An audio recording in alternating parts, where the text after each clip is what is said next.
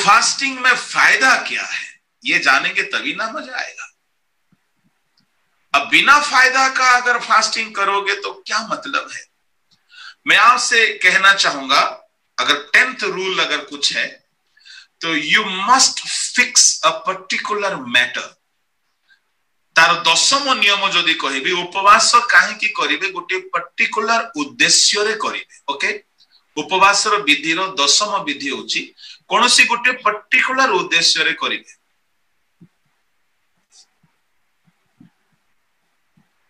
बिना उद्देश्य रे फास्टिंग करिवे ना, एहा होची 10म कथा। एस्टर उपवास कले जिहुदी मानकर रक्षा निमंते, एजरा उपवास कले यात्रार सुरक्षा निमंते, जियोसाफाट उपवास कले युद्धरु रक्षा निमंते, दानिएल उपवास कले युद्धरु रक्षा निमंते।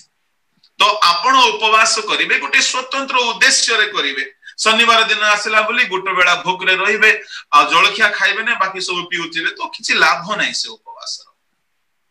उपवास करिवे तो गोटे उद्देश्य रखिकी करिवे। आमे प्रभु को दास माने भी सेया करू, कोनोसी गोटे उद्देश्य अछि, समस्या अछि तो उपवास करिवो, कड़ा उपवास करिवो तो उपवास रो उत्तर पाइबा जाय करिवो। आ जदि किछि उद्देश्य नै, भलरे खाओ, भलरे पियो, भलरे स्वास्थ्य जत्न नियो, आराम करो, प्रभु को सेवा करो, प्रभु को अनुग्रह रे सेवा करो। हालेलुया। ए 10 गोटी विधि को मन रखिबे। एहा को मो ग्रुप रे मतो छाडी देबी, जो माने लेखि पारि नांती बा बुझिबा पय असुविधा होछि आपण जानि पारिबे। उपवास रो लाभ कोन अछि, उपवास रो सर्वश्रेष्ठ लाभ कोन बोली कहिले, जहां जहां आपण हराई थिबे आपण फेरी पाइबे। Restoration, restoration. जोएल 2 अध्याय रो ताहार पढंतु 24-25 जल्दी। पुणी तुम्भ मानकर खळ सबु गहमरे परिपूर्ण हेब ओ कुंड सबु द्राक्षारस ओ तळरे उछुळी पडिब। आउ आम्भे तुम्भ मानक मध्यरु आपणर जेउ महासैन्य दल अर्थात पंगपाल, पतंग, घुरघुरिया ओ सुककीट पठाइलु, सेमाने जेउ वर्षर शस्यादि खाइ अछंती ताहा आम्भे तुम्भ मानकु फेराई देबा। परमेश्वर कहउछंती से माने जेउ वर्षर शस्यादि खाइ अछंती ताहा आम्भे तुम्भको फेराई देबा।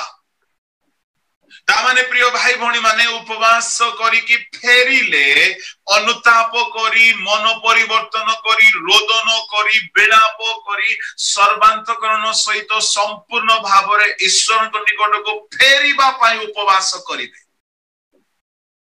मागिले प्रभु फेराइबे नाही।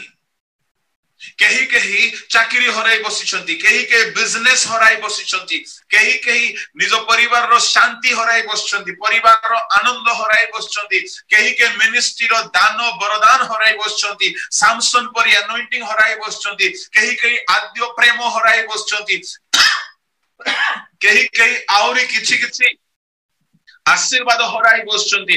आपण जहा जहा हराई बसचंती मु आपण को कहिबा पई चाहे आपण ताहा फेरी पाइबे फास्टिंग रे। You can get it back again, you shall be restored. आपण फेरी पाइबे, फेरी पाइबे, फेरी पाइबे। इस्राएलियो माने जहा जहा हराई थिले प्रभु कहउचंती तुमे सर्वांतकरण सहित आम्भ निकट को फेरी आसो। तले कहगला उपवास करो, महासभा आयोजन करो, आओ जाजक माने प्रार्थना करंतु, रोदन करंतु, विलाप करंतु, तहिरे कोन हेबो क्षेत्र आउ थरे पुष्पित हेबो, द्राक्षारस आउ थरे हेबो, आउ कुंड उछुड़ी उठिबो, आउ जेउ वर्षर शस्य, जेते वर्षर शस्य 2019 रो 20 रो 18 रो 17 रो 16 रो 15 रो जेते आपणकर लॉस हेइ अछि आपण सब फेरी पाइबे। सदा प्रभुकर वाक्य या। हालेलुया। फेरी पाइबे जे उपवास करिकी जदि आमे निजको प्रभुक निकट को फेराई आनिबा ताहेले प्रभु फेराइबे। मागिबो प्रभु मोर चाकरी जाइछि मोर बिजनेस जाइछि मोर इनकम जाइछि मोर वरदान हरै देछि मो मिनिस्ट्री हरै देछि मोर सेवा हरै देछि मो शांति हरै देछि मो आनंद हरै देछि प्रभु फेराई दियो बोली बहुत कांदुछंती किंतु किछि किछि पाप छाडी नाहांती किछि किछि भूल छाडू नांती किछि किछि मिथ्या छाडू नांती किछि किछि अश्लील नयनर लोभ को छाडू नांती किछि किछि अभिलाष को छाडू नांती अरे बाबा आपण सेमिति जदी पाप रे रही कि खाली कांदी कांदी मागुथिबे आपण केबे फेरी पाइबे नाही एठारे जोएल को द्वारा प्रभु कहउछंती तुमे फेरी आसो सर्वांतकरण सहित फेरी आसो पूरी रीति से लौट आओ मागिबा को भी पड़िबो नै आज्ञा प्रभु फेराई देबे आपण को मागिबा को भी पड़िबो नै आपण जहा जहा हरैछंती आपण ता फेरी पाइबे उपवास करी प्रथमे फेरी आसंत उपवास एहा होछि बहुत बड़ ब्लेसिंग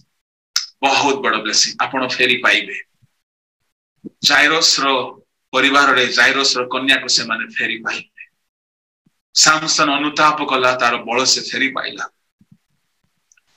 लाजर निज जीवन को फेरी पाइला प्रभु जहा होजिछंती ताहा को से फेराई देबार ईश्वर अटंती आज रो उपवास महोत्सव रो शेष दिन रे आपण जदी किछि हराइछंती मु आपण को ग्यारंटी देबा पई चाहउछंती आपण चाहउछि आपण उपवास नियम अनुसार अनुताप करंतु रोदन करंतु आपण सुख चेष्टा करंतु नाही आपण नम्र करंतु निजको आपण गुप्त भाव रे उपवास करंतु आपण पाप रु फेरंतु प्रभु को सम्मुख रे अश्रु झरांतु संपूर्ण भाव रे फेरी आसंतु मु आपण को ग्यारंटी दउछि ईश्वर को वाक्य केबेले मिथ्या है नाही आपण जहा जहा होइछथि आपण ता फेरी पाइबे उपवास रो तीनोटी आशीर्वाद मु गत चारोटी आशीर्वाद मु गत उपवास रे कहिथिली एजरा लज्जित हेबारो रक्षा पाइले तांको कथा तळे पडिबा को देले नाही प्रभु एजरा को पथ मध्य रे प्रभु सुरक्षा देले तांको पुओ झियो स्त्री पिला छिला समस्त सुरक्षा रहिला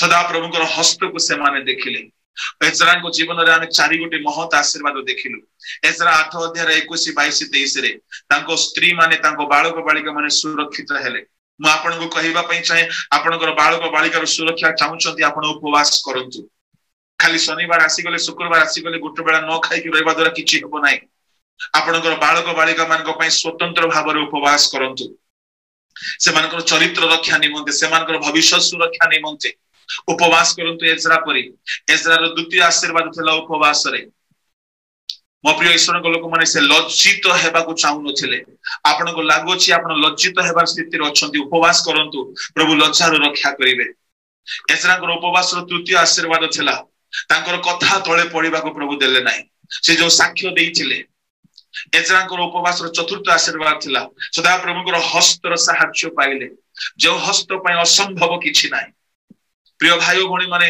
उपवास आज आमे देखिलु पंचम आशीर्वाद जहां आमे हरायुछु ता फेरी पाइबा उपवास रो षष्ठ आशीर्वाद जदि आपण देखिबे जिहोशाफाट को जीवन रे भय रु से रक्षा पाइले प्रथम द्वितीय वंशावली 20 अध्याय 1 2 3 रे जिहोशाफाट भयभीत रे थिले तीन गोटी राजा तांको विरुद्ध रे आछंती तांको भारी भय लागुथला से जिहुदा रे उपवास घोषणा कले तहिरे परमेश्वर एई प्रकार टेक्निक देले जे से माने युद्ध रे जय लाभ कले आ संपूर्ण भय रे रक्षा पाइले आपण की भयभीत अछंती निज परिवार को नहीं निज स्वास्थ्य को नहीं डॉक्टर कहि देला बोली भयभीत इनकम नाही बोली भयभीत बा कोनोसी प्रकार भयभीत जे कोनोसी भय रे आपण अछंती यदि भय रे अछंती उपवास करंतु आपण रक्षा पाइबे उपवास हमको भय रो रक्षा प्रदान करे उपवास रे बहुत आशीर्वाद अछि आपण माने जानिबा पई चाहिबे उपवास रो उपकारिता बोली मोर गोटे YouTube मेसेज थि आपण देखि पारिबे उपवास रो शेष कथा मु आज कहि कि समाप्त करिया पई चाहे उपवास करिबा लोक मान को पई आनंद आसीबा को जाउछि जिखरियो पुस्तक तहिरो 8 अध्याय 19 टिके पढंतु आ माने प्रार्थना करिबा को जिबा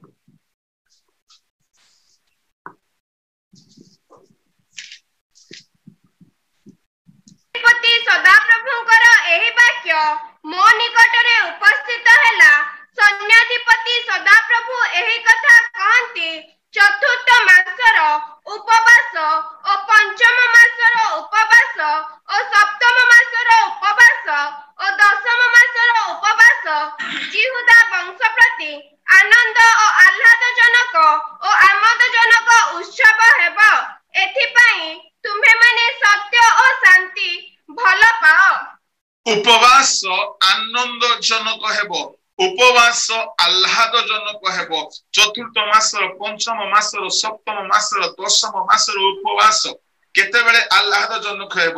जदि आपण 8 अध्याय पूरा पूरी पढ़िबे, परमेश्वर सेमान को कहउछ तुमाने फेरो, तुमाने अनुताप करो, तुमाने सदा प्रभु को भय करो। सेमाने जदि फेरिबे ताहले परमेश्वर सेमान को कौन करिवे, सेमानकर उपवास को आशीर्वाद युक्त करिवे, आनंददायक करिवे। उपवास रे आनंद अछि आज्ञा, उपवास रे आह्लाद अछि, उपवास रे आमोद अछि। ता माने हमर उपवास प्रार्थना रे परमेश्वर हमकु उत्तर देबे, हमर समस्या दूर हेबो, हमर दुख दूर हेबो, हमकु जय मिलिबो, ताहा आनंदर विषय हेबो। उदाहरण स्वरूप एस्तर उपवास कले 3 दिन 3 राति उपवास करे एई प्रकार परमेश्वर महा उद्धार साधन कले जे समग्र जिहुदी मानक पई आनंदर दिन हैला, आह्लादर दिन हैला। आपण की कोनोसी आनंद देखिबा को चाहुचंती, आपनकर दुखर विषय को ने उपवास रे क्रंदन करंतु। आसंतु एई समय आपण अपना जीवन को समीक्षा करिवार समय, एई समय आपना को परीक्षा करिवार समय। समस्त अल्प समय पई अपना चक्षु को बंद करिबा। जदि आपण आंठई पारिबे निज गृह रे निज स्थान रे आंठई जातु। ए समय उपवास करियोछु आमे अनेके 3 दिन उपवास करिसंती, अनेके हुए तो करि नाहंती, अनेके हुए तो आज मात्र उपवास करिसंती। आज दिन आम मानकर फेरिबार दिन, आज दिन आम मानकर अनुतापर दिन। प्रिय भाई भणी माने, जदि आमे फेरी आसीबा से निश्चय आमको आनंद प्रदान करिवे। जदि आमे फेरी आसीबा, आमे रोदन करी, उपवास करी, बेड़ाप करी, आपना को नम्र करी, से निश्चय आमर प्रार्थना सुनिबे।